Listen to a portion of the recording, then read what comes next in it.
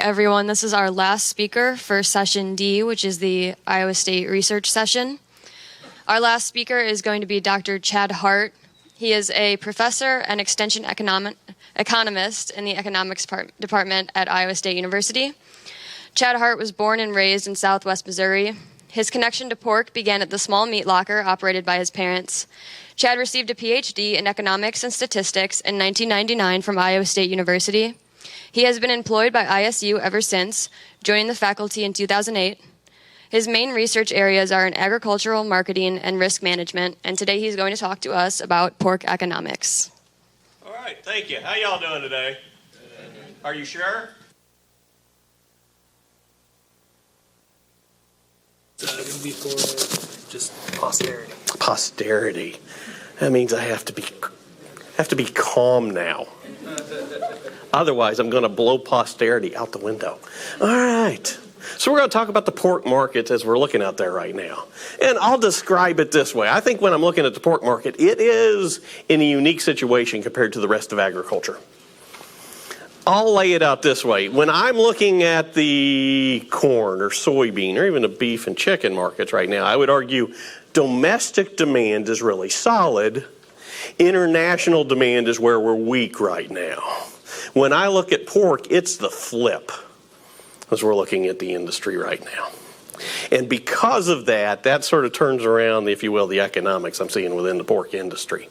Now, the first thing, again, I stole this slide from Lee. What he's basically looking at here is looking at the hog cycle and the swings that we used to see within the industry. And I would argue how those swings are narrowing up as we've moved along over the past 20, 30 years. We do not see the sizable adjustments that we did back in the 70s and 80s. We've calmed things down quite a bit. And in fact, the report today said the industry today is the same size it was a year ago, basically. That we really haven't moved that much in terms of the poundage we've got out there. But we definitely have a different value on what we're putting on that pound.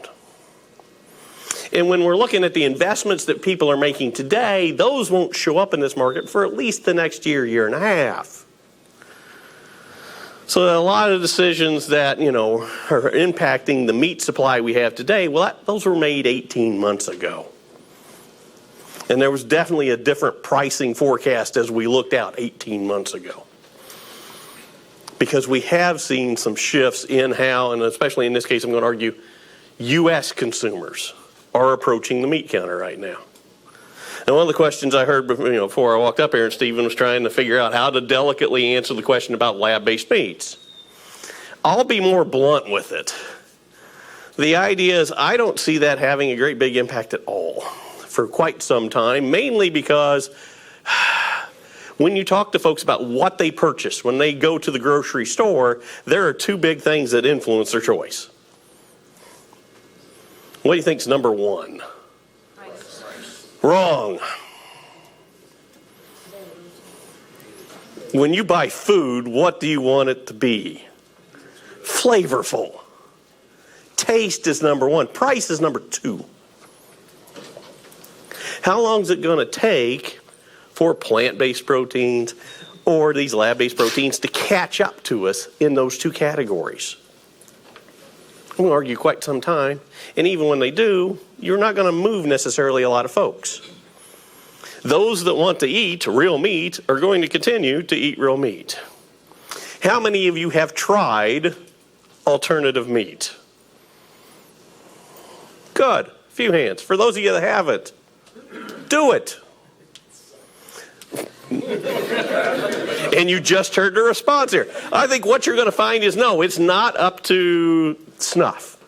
Now, might it fit some consumers out there? I'm going to argue, yes, it does. For the vegetarians and the vegans that want a meat-like experience, it can do that. For someone who grew up in a meat locker, is used to traditional meat, and let's face it, I put away more than my fair share of it, no, I'm going to stay right where I'm at. Whether it's the plant-based or the lab-based as we're looking out there. And I think, that's the deal here. We do see challenges coming down the line, but I'm going to argue our biggest challenge is not those alternative meats. If anything, right now, I'd say pork's biggest challenge is still in the meat counter against its traditional combatants. And right now, I would say the problem is, if you will, is that pork has been the meat that's sort of gotten squeezed over the last 20, 30, 40 years. When you look at U.S. meat demand, and now I'm wishing I had a different slide set behind me. That is, when you think about U.S. meat demand, it tends to be really flat when we're looking at what people eat, per capita meat consumption. U.S. consumers eat 200 to 210 pounds of meat per year. I'm more of a 450 guy myself, but hey, to each their own. The idea is we don't move when it comes. We see very small swings, even smaller than what I'm seeing here in terms of the hog supply. What does move, though, and has been moving, is what shares are taken up by the meats within that sector. And I would argue out of the big three, what you've got is one's been sloping upward, one's been treading water, and one's been treading down. Would you like to guess which one pork has been? Yeah, where's this guy? And that is the problem, I would argue, today. That what we have seen within the industry, and bear with me here, I'm going to jump forward here a bit. I want to go here. In this case, this is looking at those, the pork cutout and looking at what's our really big change, if you will, from last year at this time. Because last year at this time, we had some really strong pork prices out there. This year, I could argue pork prices are strong, but let's face it, so are our costs. What's really shifted, though, is it's the belly. Everywhere else, I would argue we're doing okay. It's holding its value. It's the belly that's lost it. We got a bacon problem. Or, I'll put it another way. When I'm looking at this, what this tells me is that the consumers here, when they had a lot of money to spend, we put bacon around everything. Now that we're a little more worried about our budget, we're more worried about inflation, we've pulled the bacon off. And if you will, pork's gotten caught in the middle of that squeeze. Because I would argue when inflation hits, what you tend to have is that your consumers are having to shift, adjust, because they're seeing higher prices, not only in the meat counter, but across the board. And so they're making some trade-offs in what they tend to purchase. Here's what I think is happening, and again, this is my spin on the thing. As we're looking at meat demand right now, I'm going to argue the problem we're having is that there's two different types of consumers out here right now. And I'm going to divide it. You're either, let's say, 45 and older, or 44 and younger. I'm just picking 44 to pick a number. The idea is, as I look at that 45 and older group, how does inflation hit them? Does it hit them? It does, but in a very unique way. I'm going to argue I'm the poster child for that category. When I see higher prices at the meat counter, what do? I stock up, I pay them. I complain about it, but I still eat what I want. Why? Because I've got the disposable income to do it. And that pocket of the population, let's face it, we grew up with beef in the center of the plate. So we're going to hold there. When you look at that younger generation, does inflation hit them the same way? Not necessarily. I argue my son's the poster child for that. When he sees inflation at the meat counter, what does he have to do?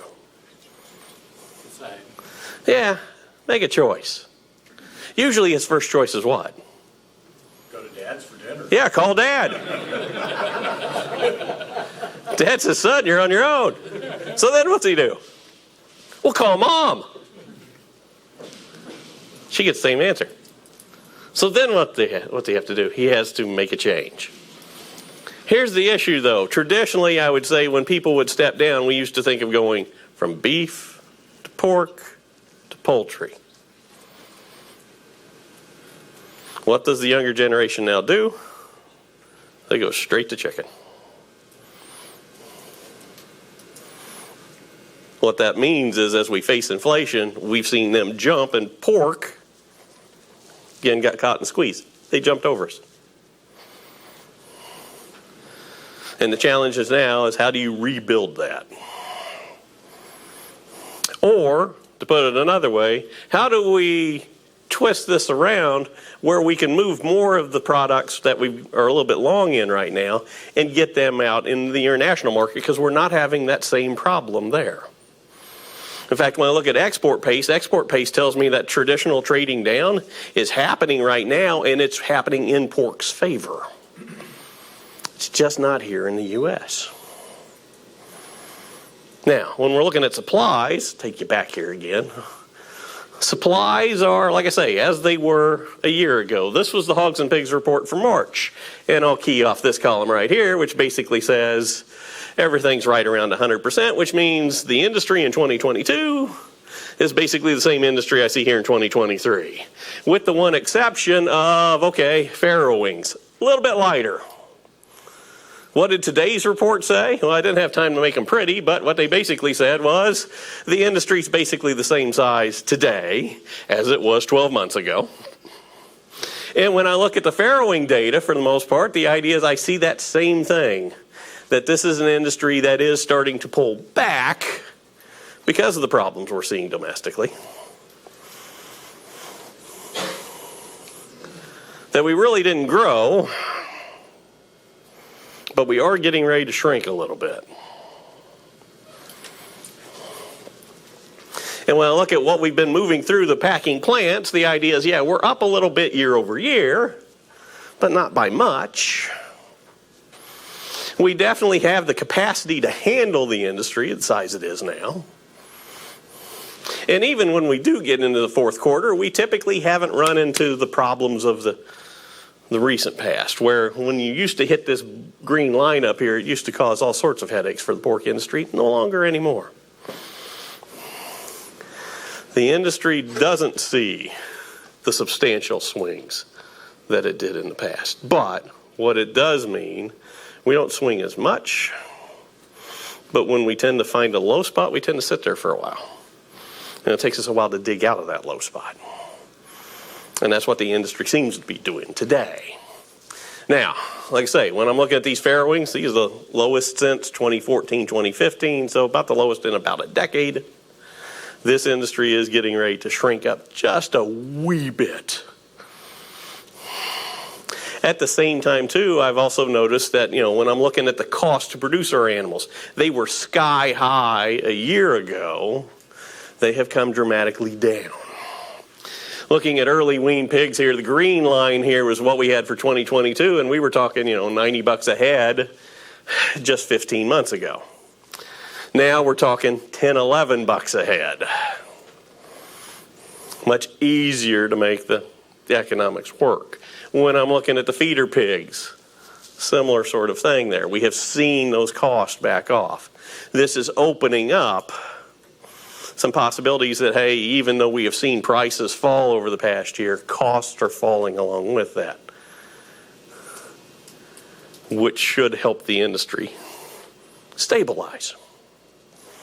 Now, when I look at that pork cutout value, yep, it is even below average as we're looking out there, but I would argue still at a fairly strong level at $84. And like I say, when I'm looking at this, if it weren't for the bellies, I think we'd be in great shape.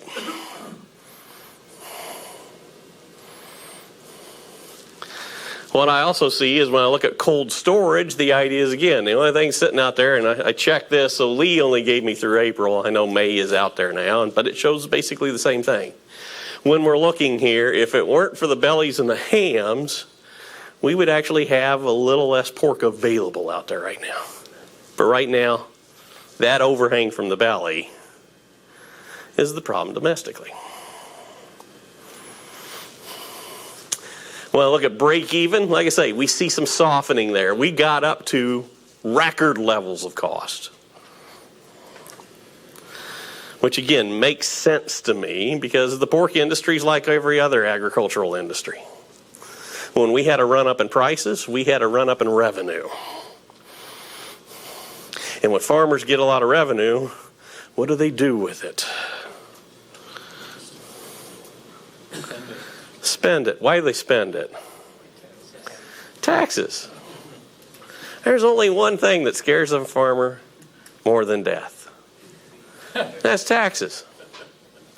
When we get revenue, I like to not say we spend it, we reinvest it back in our industry. That's definitely what we were doing over the past couple of years. That's what created that run. We were reinvesting back in the industry. Drove our cost structure up high enough that we got ourselves in trouble, and now we're working our way out of that mess.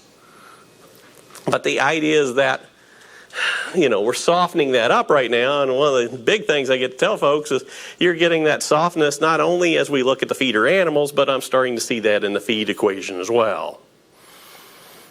After all, my main job is I'm the corn and soybean guy here. And I've been watching corn prices over the course of this year, and let's face it, those have been getting a bit better for this industry. When you're looking at expected returns, Lee did this June 6th. It was looking pretty rough. Have things perked up over the past 2-3 weeks? Yeah, we have.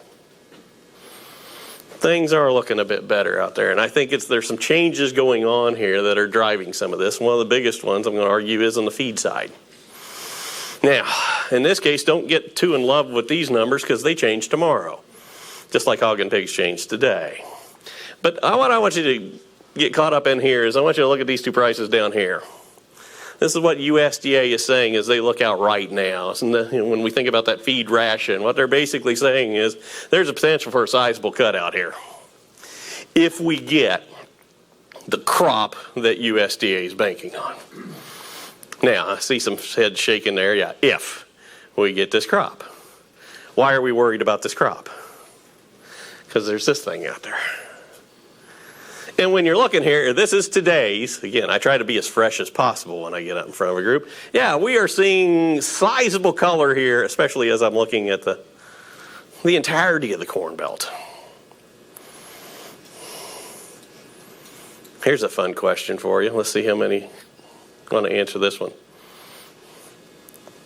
Does the drought today truly impact corn yield potential this fall? Not yet. That's the correct answer. The idea is we can look this bad now. If we get a little more rain, crop could still yield phenomenally. Could we still get USDA's numbers here? The answer is yes.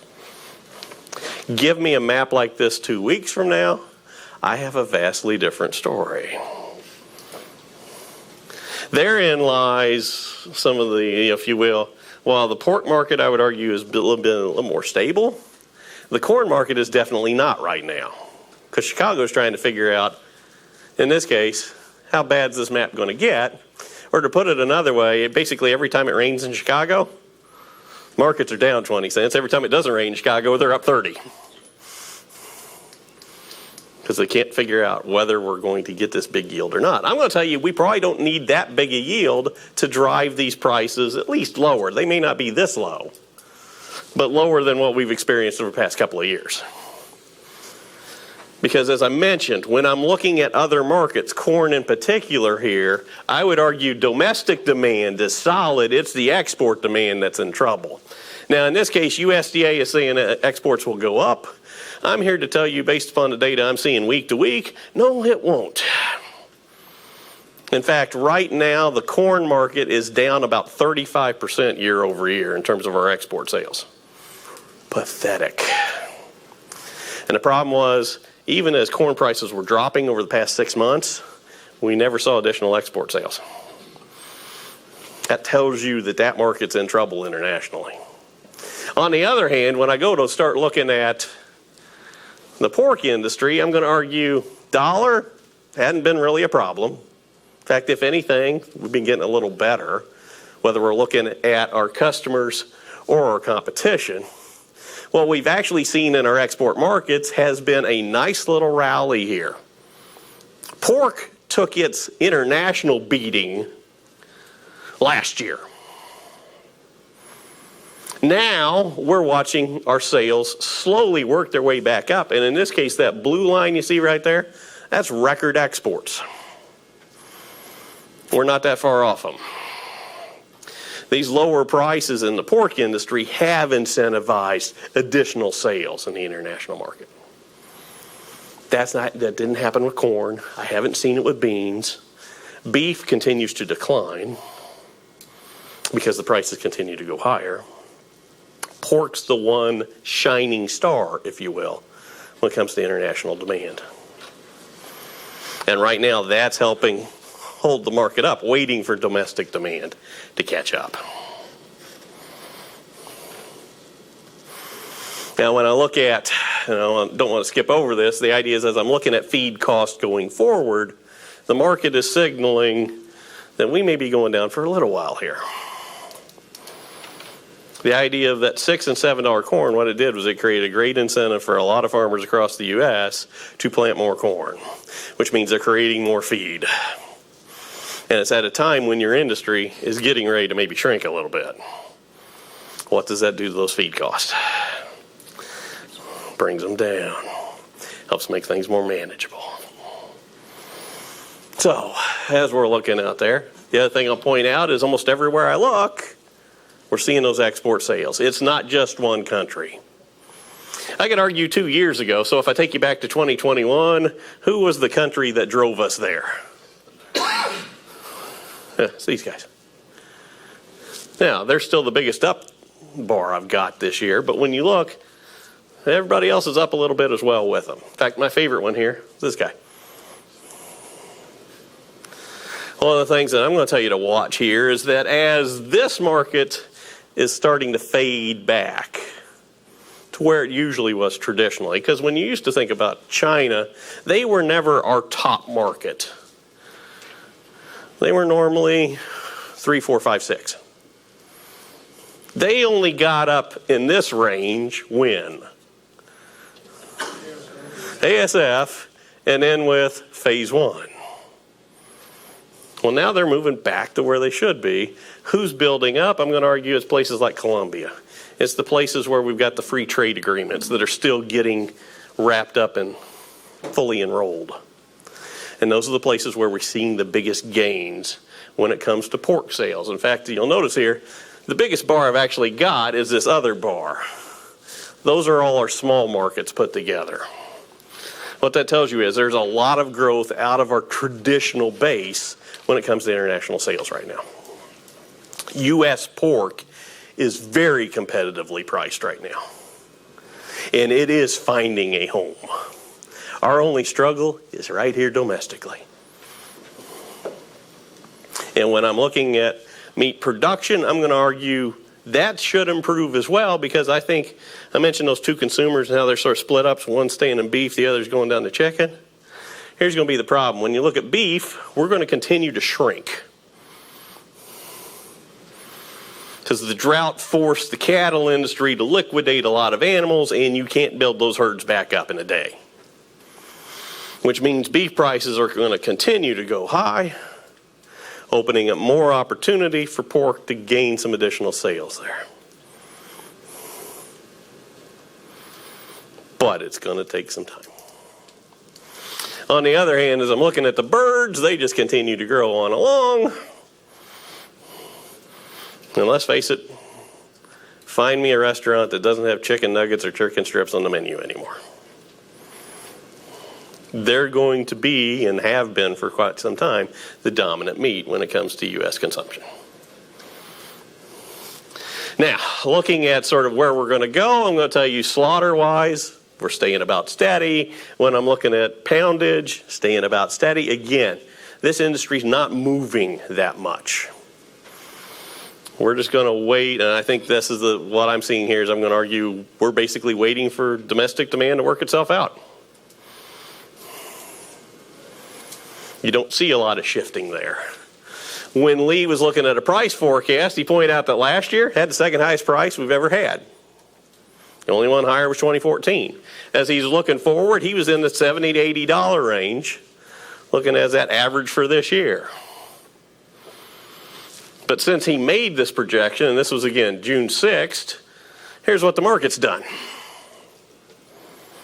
We have found a little kick here, and I'm going to argue it's a little late, but it's a usual one. Because we are priced really well, actually, in the market, even domestically. And once we got the grilling season, we've started to pick up that demand again. Again, we've still got a belly problem. But everywhere else, we're seeing those sales start to reinvigorate this market again. And so when I look at where futures are taking us now, the idea is it's looking to, I would say, tread water here as well. Since we're not seeing production move that much, the animals aren't changing that much. Basically, the futures market pattern for this year is mirrored in what we see for 2024. And anytime I can talk about, futures over 80 bucks a hundredweight, that's usually a pretty good day. Not a bad place to be. In a certain sense, I'll describe it again. It's the flip of what I'm seeing in the corn market. I got a bunch of corn producers that are right now scared to death because they're coming off of really good incomes and they're headed back down to normal. I'm going to argue they're headed back to reality. I'm going to argue with the pork, we're doing the opposite. We're coming in from some fairly dismal levels, and we're headed back towards normal. In this case, though, I want you to think of it as normal profitability, not normal pricing, because this is not normal pricing. But the idea is it's reflecting what arguably probably will be the new normal. That when we look at that meat counter, we're not going back to what we've been traditionally. We're going to have some higher prices as we move forward. But everything else is adjusted up as well. And as long as pork right now is sitting in this, like I say, sweet spot, beef's going to continue to trend higher. That opens up more demand for pork to continue to recover. That's a disappointing ringtone. I was hoping for Footloose like we had in the earlier session. Still doesn't beat my favorite ringtone of all time. I was up in Minnesota. Somebody had a loon call. God, when that thing went off, all the hunters in the room. But all right, that is I'll call it quick thumbshell look at the market. Questions, comments, tomatoes, shoot.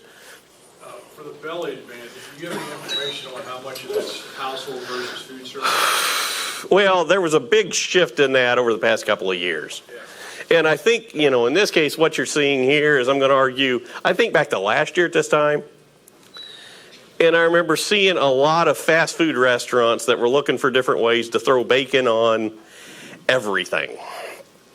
How long did that last? About 2 months. And then it all just kind of dissipated. Why? Because they found that, not everybody wants bacon on everything.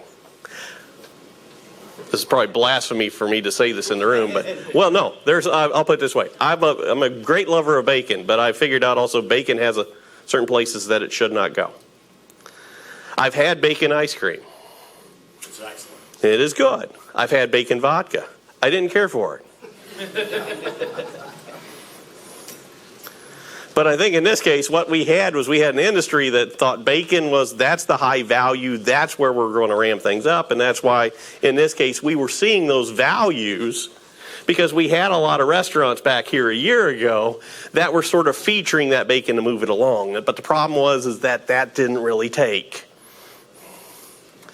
And again, the industry was set up to produce that because they were looking at these signals and going, you know what, that's what we've got to have a bunch of.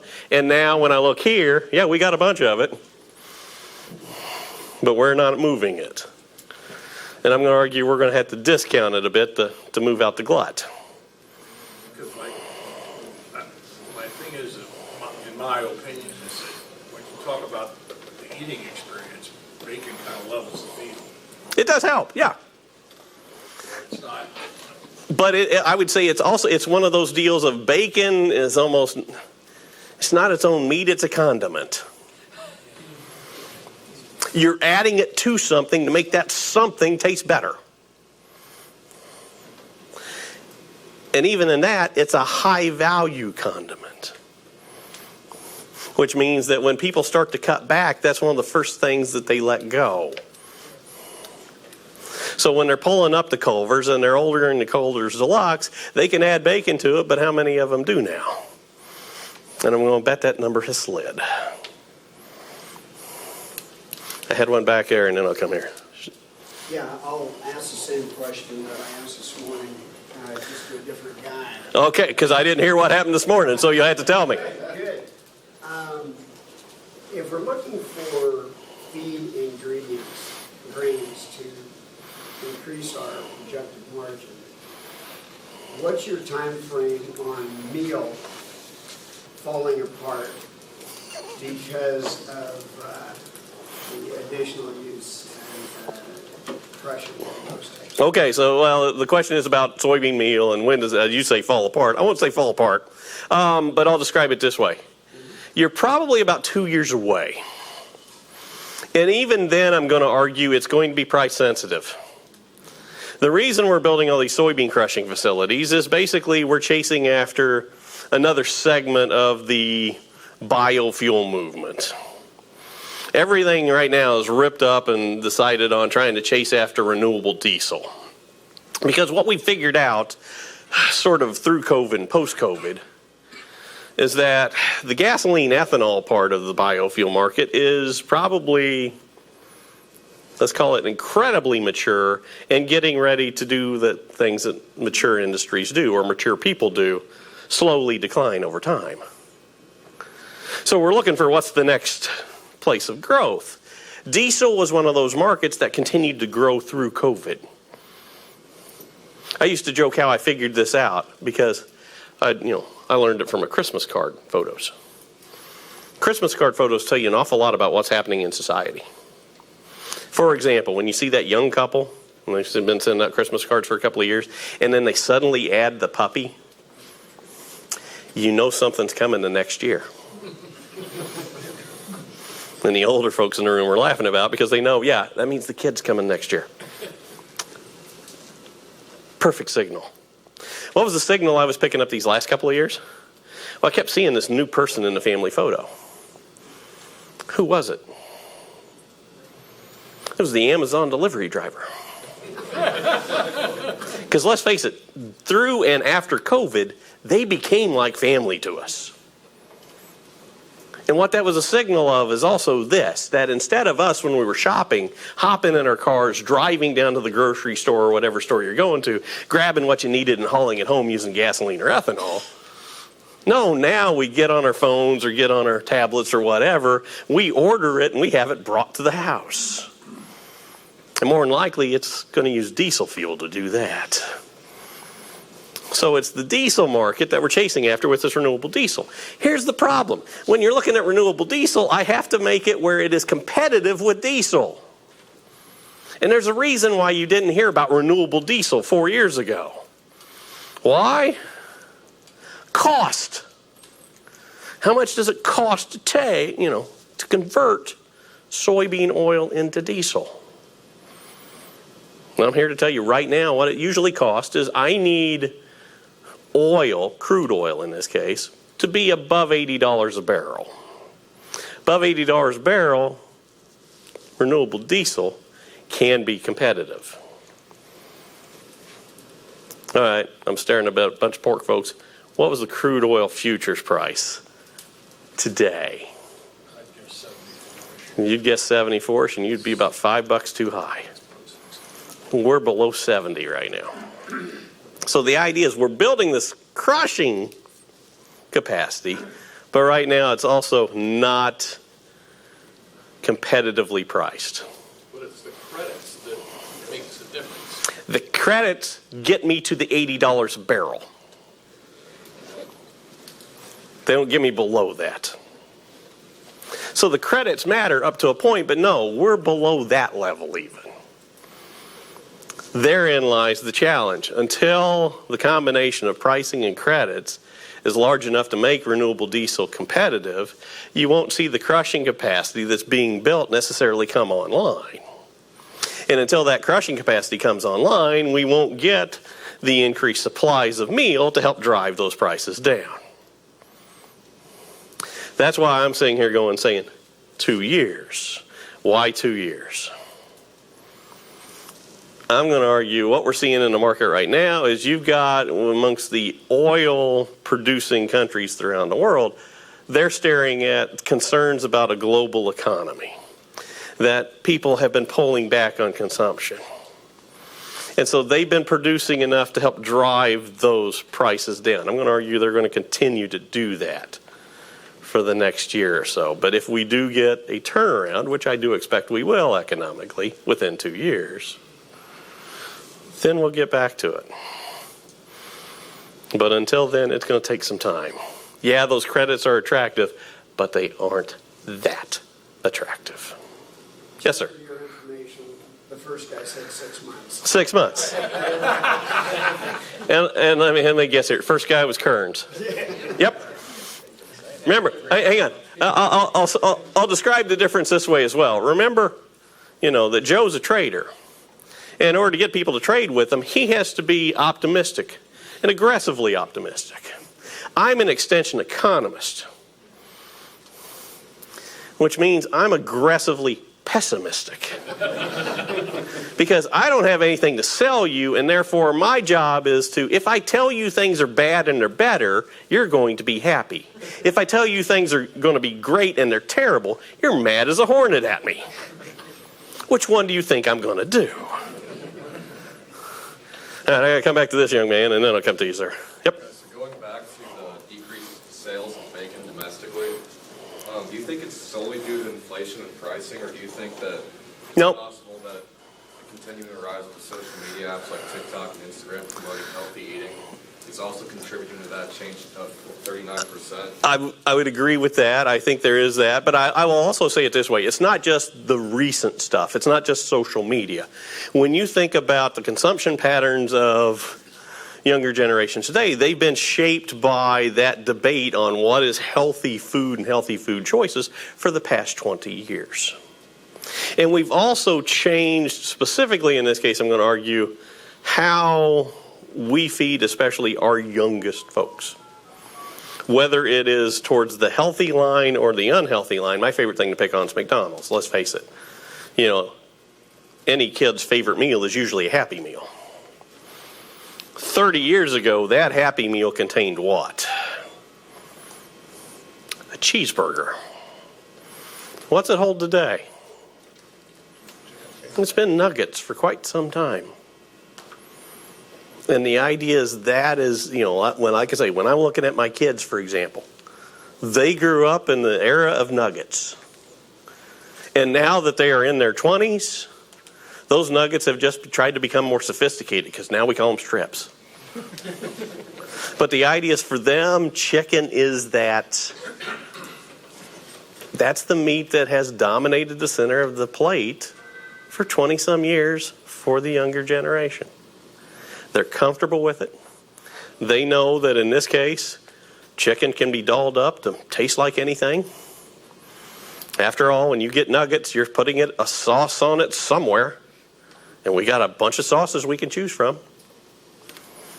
And that continues to play out here. And like I say, I think pork got caught in the squeeze in the middle.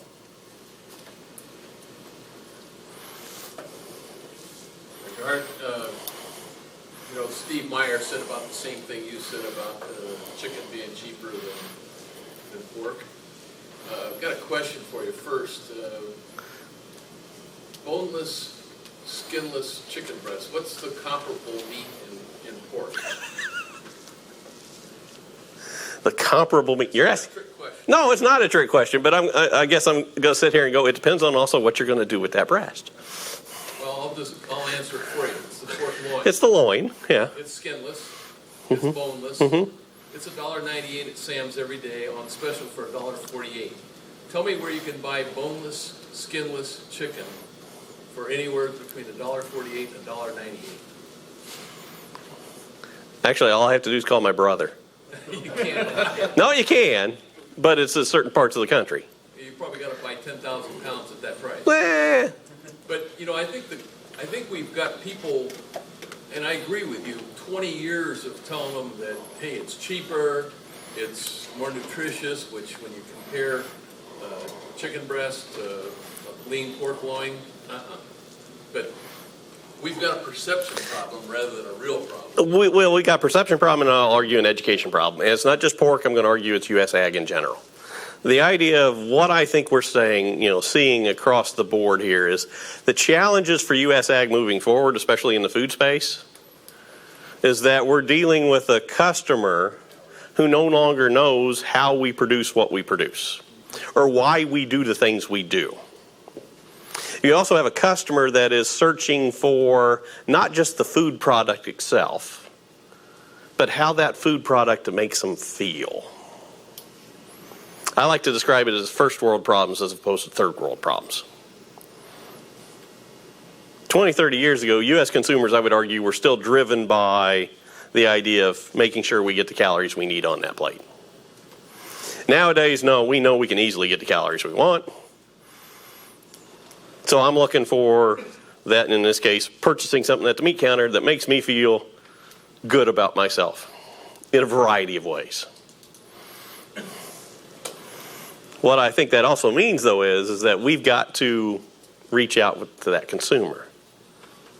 Help them understand why the industry does what it does, how we fit something that they don't think we fit right now. For example, the idea about the nutritional content from our various meats and how they fit within what somebody is looking for. I think we have to do a lot more of that. We have to do a much better job of that. It's not something we're used to doing. We're used to producing the product the way we want and thinking the customer's just always going to come. That is no longer the case. In fact, if anything, I'm going to say the push with plant-based proteins and lab-based proteins are going to force us to do that even more. Because now at least we've got a straw man to play against. And we can compare and contrast. For example, I know for when the first, plant-based meat started coming out, there was this great debate, they're healthier for you. Are they? Well, it depends on what sort of health aspect you're actually talking about.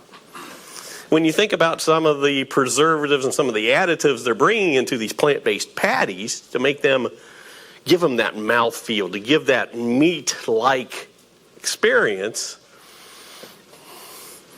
they may be less healthy for you than if you ate the real product. You may be fixing something where it's lower calorie, but it's causing my sodium to go through the roof. And so I think this is something that the industry's got to grab a hold of and say, no, this is where we can compare against these other products and show you, here's how we fit better where consumers want to go.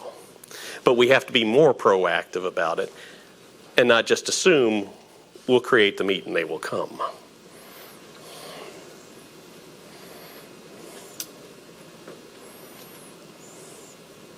Other questions? That's going to All right. conclude our session. So if we could give Dr. Hart another round of applause.